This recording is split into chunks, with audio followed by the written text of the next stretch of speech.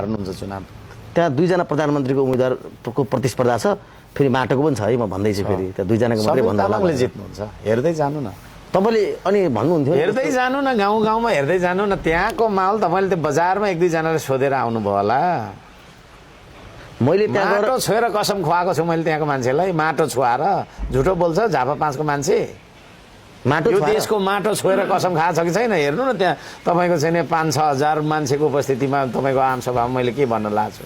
तर तपाईँले एउटा कुरा बोल्नु भन्नुभएको थियो नि, जस्तो त्यहाँ गएर मैले एउटा कुरा बोलेपछि माहौलै चेन्ज हुन्छ भन्नुभएको थियो। भइसक्यो त माहौल चेन्ज। के बोल्नुभयो त्यस्तो? हजुर त्यस्तो त नयाँ कुरा त के आएन त भन्नु खोजेँ। त्यो हेर्नु न।